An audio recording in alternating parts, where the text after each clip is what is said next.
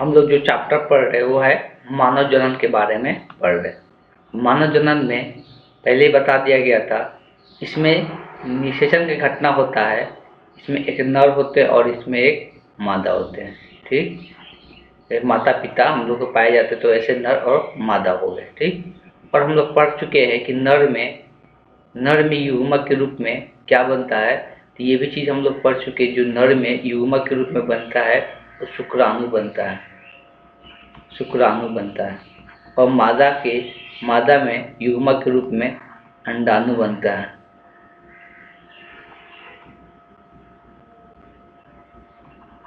अंडाणु बनता है। ठीक है, तो ये जब दोनों बनता है तो ये कैसे निर्माण होना शुरू होता है, कैसे बनना शुरू होता है, उसके बारे में ही आज के क्लास में हम लोग चर्चा करने वाले थे। उसी को हम लोग युग्मक जनन कहते हैं कि ये जो युग्मक है ये कैसे जनन करता है, कैसे बनता है, उसके बारे में चर्चा करने वाले हैं। ठीक, सबसे पहले हम लोग ये चीज़ें जान चुके हैं कि जननांगों में युग्मकों के बनने की क्रिया को युग्म जनन कहते थे। जो युग्म जनन का मतलब क्या हो गया कि जनन अंगों में, जननांगों मतलब जनन अंगों में युग्मकों के बनने की प्रक्रिया को क्या कहते हैं, युग्म जनन कहते हैं। तो शॉर्ट नोट लिख लेना, युग्म जनन का डेफिनेशन लिख लेना है कि जनन अंगों में युग्मकों के बनने की प्रक्रिया को युग्म जनन कहते हैं। ठीक, इतना लिख लेना है। अब देखो, जो युग्मक होता है तो युग्मक दो प्रकार का होता है, एक नर युग्मक होता है, एक मादा युग्मक होता है। नर युग्मक का बात करेंगे तो नर युग्मक में शुक्राणु का निर्माण होता है, मादा युग्मक में अंडाणु का निर्माण, या अंडा भी उसको हम लोग कहते हैं, अंडाणु बोलो या उसको अंडा भी कहते हैं। अंडा का निर्माण होता है या अंडाणु का निर्माण होता है नर जनन अंग में। अब ये जो शुक्राणु बनता है ये भी हम लोग चर्चा कर चुके हैं। शुक्राणु कहाँ पे बनता था, तो वृषण में बनता था। तो जो शुक्राणु बनता है वो वृषण में बनता है। और तो जो वृषण में शुक्राणु बनने की प्रक्रिया होता है उसको हम लोग शुक्राणु जनन कहते हैं। उसको हम लोग क्या कहते हैं, शुक्राणु का जनन कहते हैं। वृषण में जो शुक्राणु बनने की प्रक्रिया होता है उसको हम लोग शुक्राणु जनन कहते हैं। और अंडाशय में मादा जनन के अंदर अंडाशय होता है। अंडाशय में अंडों का निर्माण होना या अंडाणु का निर्माण होना ही क्या कहलाता है, अंड जनन कहलाता है। ये दो शब्द यहाँ से सुनने को मिलेगा, शुक्राणु जनन। शुक्राणु जनन का मतलब हो गया शुक्राणु का निर्माण। कहाँ पे, तो वृषण में। कहाँ पे होता है, वृषण में। मतलब शुक्राणु जनन मतलब शुक्राणु का निर्माण। अंड जनन का मतलब अंडाणु का निर्माण। अंड जनन का मतलब अंडाणु का निर्माण। अंडाणु का निर्माण कहाँ पे होता है, अंडाशय में होता है। इस बात को ध्यान में रखिएगा। शुक्राणु अंडाणु दोनों की उत्पत्ति जनन कोशिकाओं से ही होती है। तो ये दोनों कैसे बनता है, तो अवश्य है कि ये जनन कोशिका से ही बनता है। प्रारंभिक भ्रौमिक परिवर्धन के क्रम में एक्स्ट्रा एम्ब्रोनिक मीसोडर्म से होती है। तो ये मीसोडर्म में ही इसका निर्माण होता है। अच्छे, एक चीज़ें कुछ पॉइंट आउट करके और भी चीज़ें लिखेंगे। सबसे पहले लिख लेंगे, जो मनुष्य होता है तो मनुष्य में लड़के में जो शुक्राणु बनना शुरू होता है वो किस एज में शुरू होता है, इस बात को ध्यान में रखना। शुक्राणु जन्म कब स्टार्ट होता है, तो शुक्राणु जन्म लड़कों में 11 से 13 वर्ष की आयु में शुरू होती है। तो लिख लेंगे डॉट करके, शुक्राणु जन्म मतलब शुक्राणु का निर्माण होना। तो शुक्र या शुक्र जन्म भी कहते हैं। तो शुक्र जन्म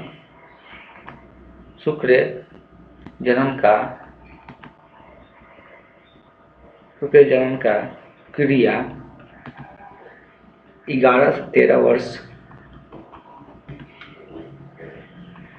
की आयु में, 11 से 13 वर्ष की आयु के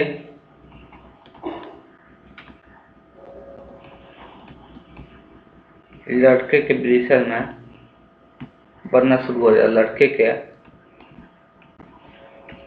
वृषण में बनना शुरू हो जाता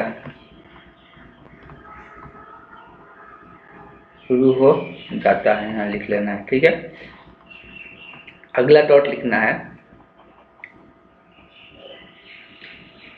जो अंड जनन का बात करेंगे। अंड जनन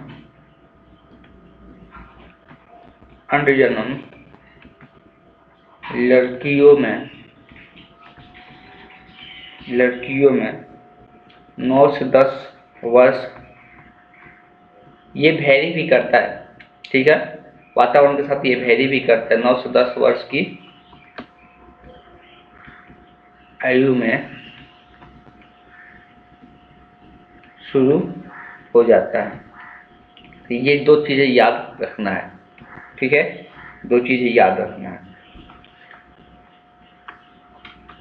अब सबसे पहले हम लोग पढ़ने वाले हैं शुक्राणु जनन के बारे में, शुक्राणु जनन प्रकार से होता है।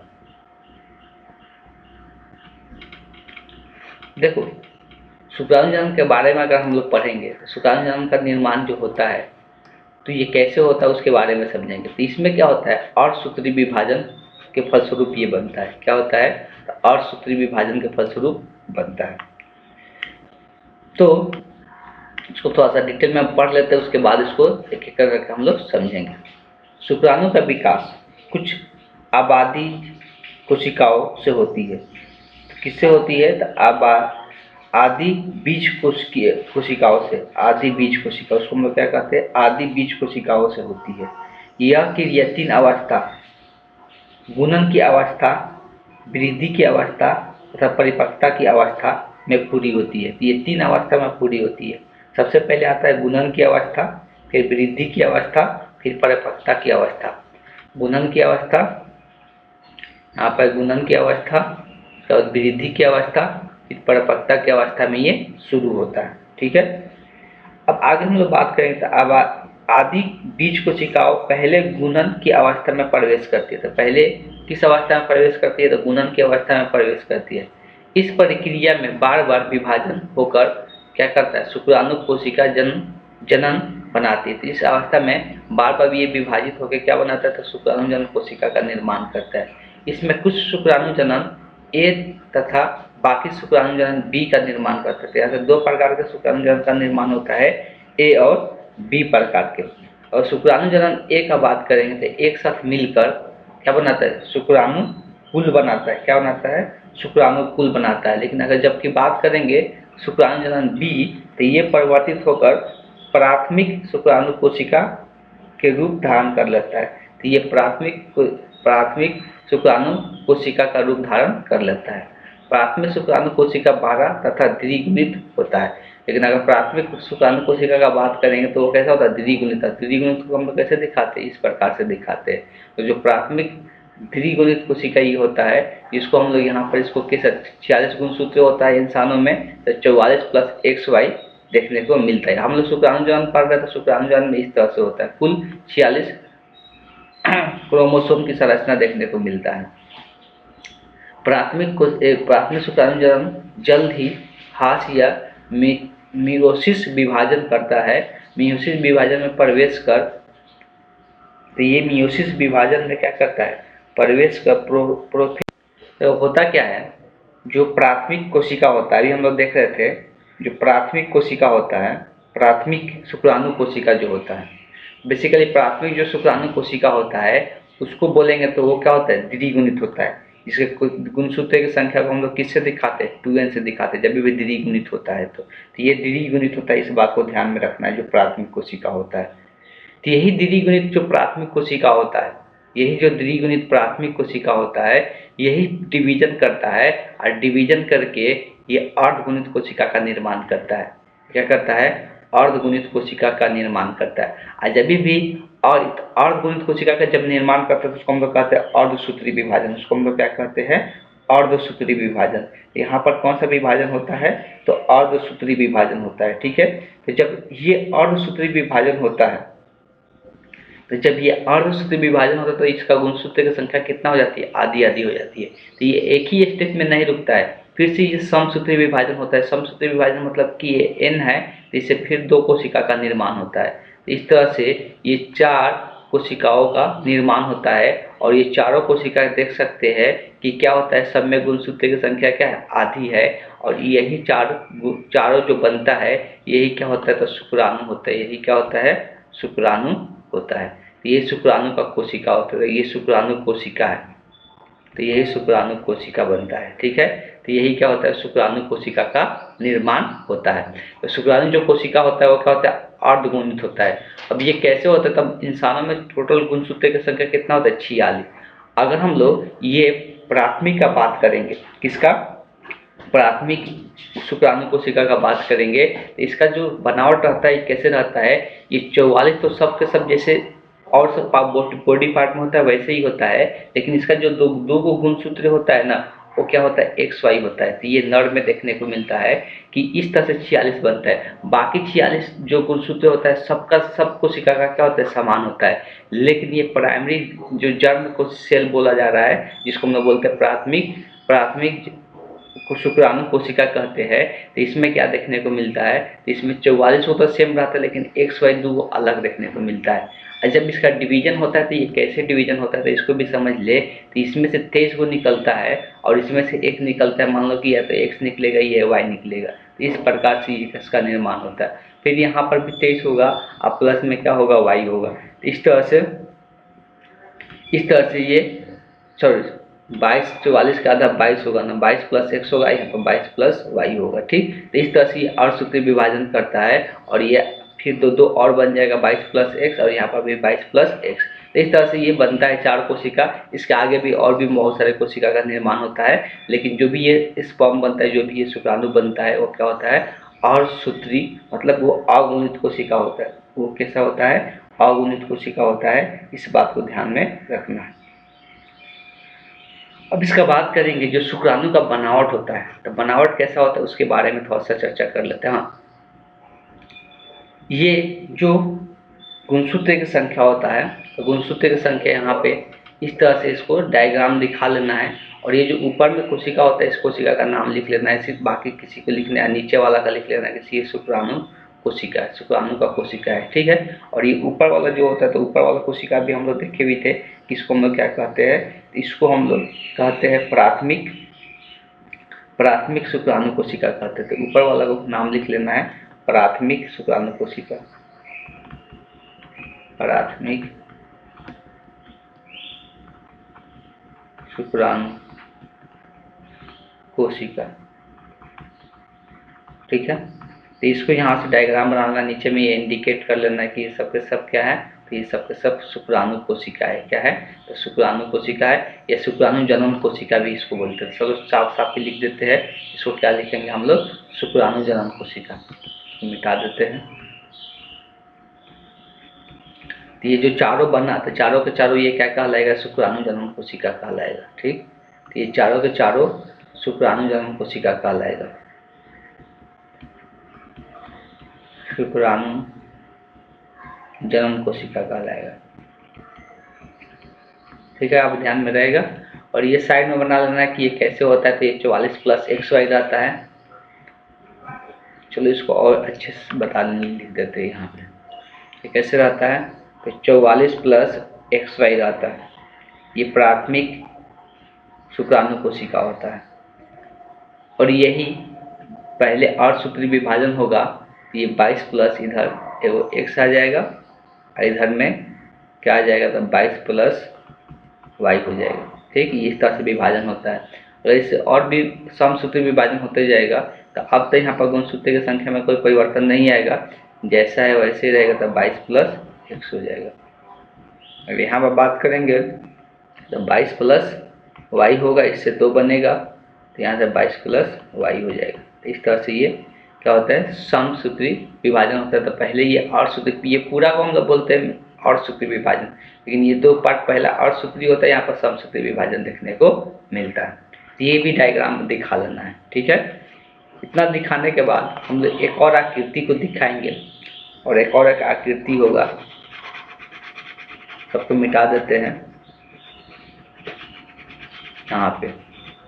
ये होता है मानव शुक्राणु का आकृति। कभी कभी ये बनाने के लिए भी आ जाता है। ये मानव शुक्राणु है, ये क्या है, ये किसका आकृति है, तो ये मानव शुक्राणु का आकृति है, मानव शुक्राणु का आकृति है इसको जब 12 करके देखा जाता है तो ये इस प्रकार से दिखाई देता है। तो सबसे पहले याद रखना है कि इसको 4 भागों में बांटा जाता है। सबसे पहले ये याद रखना है इसको 4 भागों में बांटा जाता है। तो देखो आकृति को थोड़ा सा ध्यान से देख के बुक से बना लेना है, और यहाँ से यहाँ ये पूरा यहाँ से लेके यहाँ तक जो आकृति में दिखाया जा रहा है इसको हम हिंदी में लिख देते हैं। इसको हम लोग क्या कहते हैं, सिर कहते हैं। पहले ये सब इंडिकेट करना जरूरी है, ठीक है। और यहाँ से लेके यहाँ तक, यहाँ से लेके यहाँ तक का हिस्सा को, यहाँ से लेके यहाँ तक के हिस्सा को हम लोग क्या कहते हैं, इसको हम लोग मध्य भाग कहते हैं। इसको हम लोग क्या कहते हैं, मध्य भाग कहते हैं। और जो सबसे पीछे वाला हिस्सा रहता है ये जो हिस्सा रहता है तो इसको हम लोग नाम देते हैं। तो इसको हम लोग क्या बोलते हैं, तो इसको हम लोग बोलते हैं, तो इसको हम लोग पूंछ बोलते हैं। इसको हम लोग पूंछ कहते हैं। एक और हिस्सा यहाँ पर छूट रहा है, ये जो यहाँ पर नली टाइप का दिख रहा है ये मध्य भाग और सिर के बीच का हिस्सा, मध्य भाग और सिर के बीच का हिस्सा, ये वाला हिस्सा को हम लोग ग्रीवा कहते हैं। ये वाला हिस्सा को हम लोग ग्रीवा कहते हैं। इस बात को ध्यान में रखना, ठीक है। अगर हम लोग सिर का बात करेंगे तो सिर में एक क्या होता है, तो सिर के यहाँ पर ऊपर वाला हिस्सा, ये सिर का सबसे ये आगे वाला जो हिस्सा होता है ना, सिर की ये सबसे आगे वाला हिस्सा, इसको हम लोग बोलते हैं। तो इसको हम लोग क्या कहते हैं, तो सिर का जो सबसे आगे वाला हिस्सा होता है एक, उसको हम लोग बोलते हैं एक्रोसोम। इसको हम लोग क्या कहते हैं, एक्रोसोम कहते हैं। तो इसको भी लिख लेना है। इसको हम लोग सबसे आगे वाला हिस्सा जो होता है उसको हम लोग क्या कहते हैं, एक्रोसोम कहते हैं, ठीक है। और ये तो बीच में क्या है, केंद्रक है। ये क्या है, केंद्रक है। तो इसको लिख भी सकते हैं। तो ये बीच में यहाँ पे केंद्रक को दर्शा रहा है, ठीक है। तो ये केंद्र, तो ये बाकी इतना हिस्सा को लिखना जरूरी है, इतना हिस्सा को लिखना जरूरी है, ठीक। और अगर कोई वयस्क व्यक्ति होता है, एक और पॉइंट यहाँ पर लिखना, पहले ये डायग्राम बना लेना है। अगर कोई वयस्क व्यक्ति का मतलब बता दिए, तो वयस्क व्यक्ति में एक वयस्क नर के प्रतिदिन कितना शुक्राणु का निर्माण होता है, तो उसको भी लिख लेंगे। वयस्क नर में प्रतिदिन लगभग 10 के पावर 12 से 10 के पावर 13 शुक्राणुओं का निर्माण होता है। शुक्राणुओं का निर्माण होता है, इतना लिख लेना, निर्माण होता है, तब ठीक है। तो शुक्राणुओं का निर्माण होता है।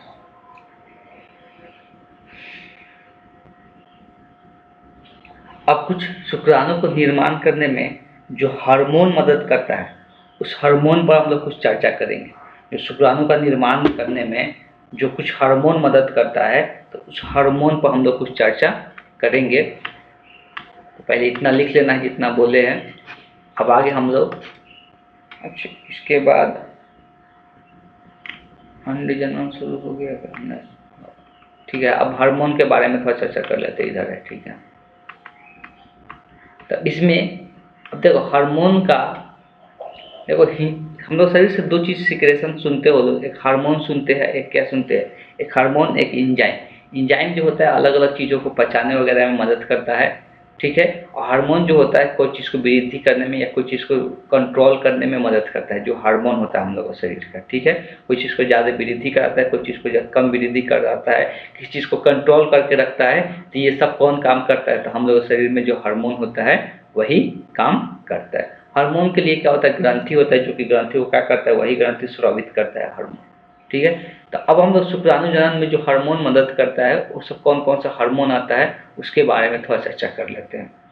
तो सबसे पहले हम लोग हार्मोन पर चर्चा करेंगे। तो इसमें कौन क्या क्या दिया हुआ है, हार्मोन का नियंत्रण कैसे हार्मोन नियंत्रित करता है शुक्राणु जनन में, उसको चीज़ को हम लोग देखने वाले हैं। अंतराली कोशिका अथवा लाइडिंग, अच्छा हम लोग लाइडिंग कोशिका के बारे में पढ़े थे, लाइडिंग कोशिका लिखवाए भी थे, तो वही लाइडिंग कोशिका के बारे में अब बात हो रहा है। तो लाइडिंग कोशिका टेस्टोस्टेरोन हार्मोन स्रावित करते हैं, तो वहाँ पर भी हम एक चीज़ लिखवा दिए थे, जो लाइडिंग कोशिका होता है वो टेस्टोस्टेरोन हार्मोन स्रावित करता है, ठीक है, जिसकी आवश्यकता कब पड़ता है? शुक्राणु के निर्माण में पड़ता है। तो ये किसका काम करता है? शुक्राणु का निर्माण करता है। अंतराली कोशिका, लाइटिंग कोशिका, इसको अंतराली कोशिका बोलो या लाइटिंग कोशिका, दोनों बोला जाता है। अंतराली कोशिका या लाइटिंग कोशिका, अंतराली कोशिका उत्तेजन हार्मोन नामक हार्मोन के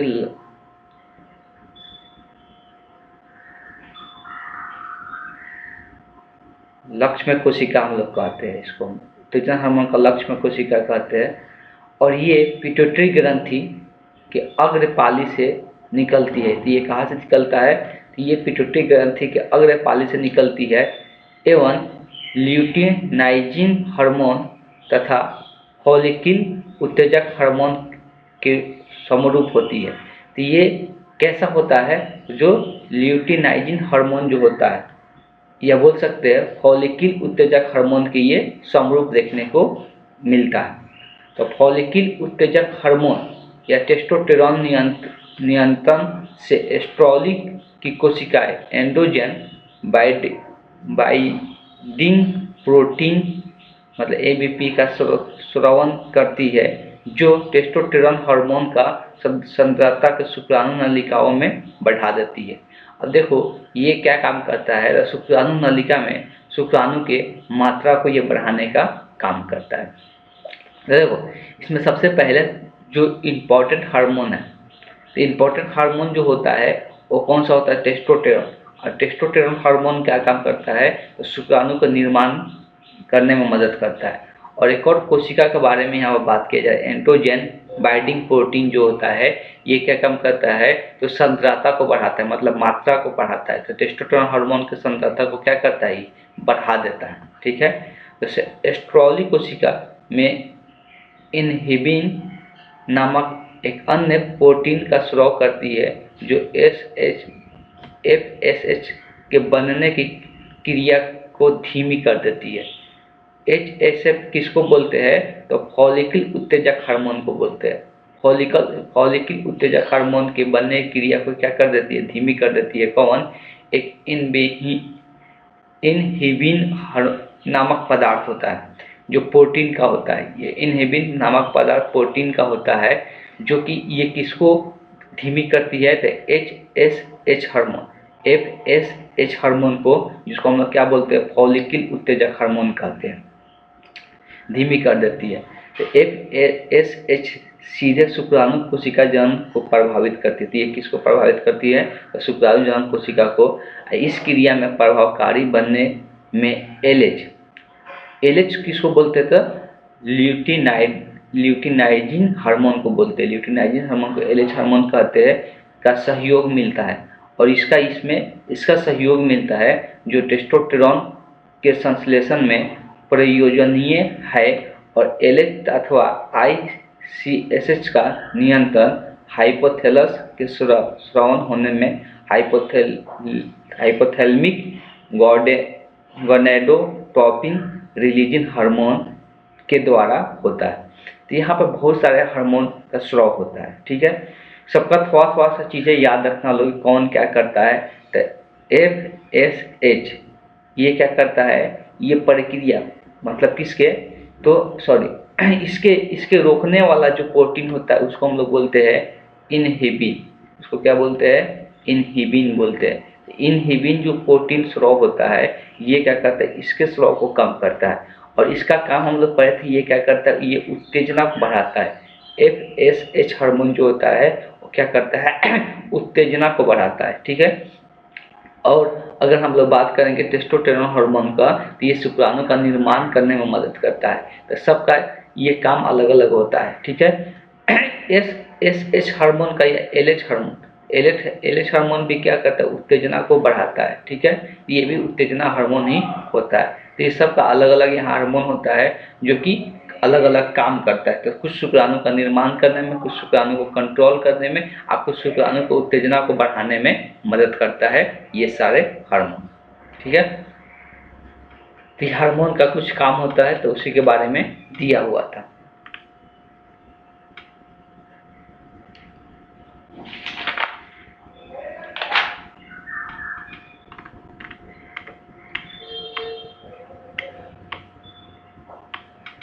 आगे जो हम लोग का टॉपिक इसमें पढ़ना है अंड जनन के बारे में पढ़ना है। अभी तक हम लोग जो टॉपिक पढ़ रहे थे वो क्या पढ़ रहे थे, तो अभी तक हम लोग जो टॉपिक पढ़ रहे थे वो पढ़ रहे थे कि शुक्राणु जनन के बारे में पढ़ रहे थे। तो अंड जनन का जो टॉपिक होगा उसको हम लोग नेक्स्ट क्लास में पढ़ेंगे। आज क्लास हम लोग नहीं पर एंड करते हैं, तो जो